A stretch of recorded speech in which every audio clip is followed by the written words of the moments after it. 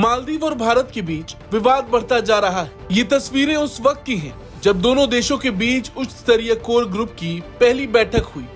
मालदीव के विदेश मंत्रालय में हुई इस बैठक में भारत की ओर से उच्चायुक्त मुनु महावर कुछ सेना के अधिकारियों के साथ पहुंचे थे। इसी बैठक के बाद मालदीव ने एक प्रेस रिलीज जारी की जिसमें दावा किया गया कि दोनों पक्ष मालदीव से भारतीय सैनिकों की वापसी के मुद्दे पर सहमत हैं।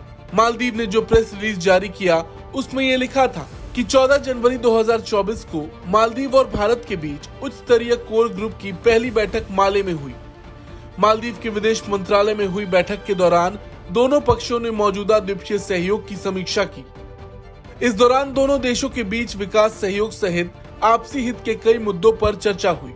दोनों पक्षों ने सहयोग बढ़ाने पर चर्चा की और भारतीय सैन्य कर्मियों की वापसी में तेजी लाने पर सहमति व्यक्त की। इस बात पर सहमति हुई कि उच्च स्तरीय कोर ग्रुप की दूसरी बैठक सुविधाजनक समय पर आयोजित की जाएगी। वहीं मालदीव मीडिया में भी ये खबर छाई रही। सन ऑनलाइन अखबार की रिपोर्ट के मुताबिक राष्ट्रपति कार्यालय में सार्वजनिक नीति सचिव अब्दुल्ला नाजिम इब्राहिम ने एक प्रेस वार्ता में कहा कि राष्ट्रपति मुइजू ने औपचारिक रूप से कहा है कि भारत 15 मार्च तक अपने सैन्य कर्मियों को वापस बुला ले। भारतीय सैन्य कर्मी मालदीव में नहीं रह सकते, ये राष्ट्रपति और इस प्रशासन की नीति है। हालांकि भारत सरकार ने अभी तक इस मीडिया रिपोर्ट की पुष्टि नहीं की है और न ही इस पर किसी तरह की कोई टिप्पणी की है। वैसे देखा जाए तो ये फैसला ऐसे वक्त में आया जब भारत और मालदीव के बीच पहले से विवाद चल रहा, जब मालदीव के राष्ट्रपति मोहम्मद मुइजू हाल ही में चीन की यात्रा से वापस लौटे।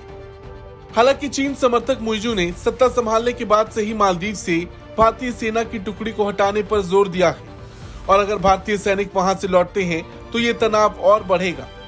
देखा जाए तो मालदीव रणनीतिक रूप से भारत और चीन दोनों के लिए काफी महत्वपूर्ण है।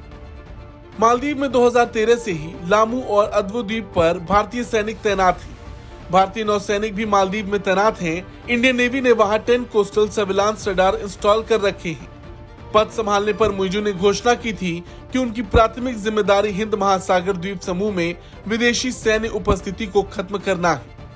हालांकि ये चीन की चाल है। मालदीव के राष्ट्रपति तो बस एक जरिया है। खैर, भारत मालदीव के इस फैसले पर क्या करता है ये देखने लायक होगा। ब्यूरो रिपोर्ट, भारत तक।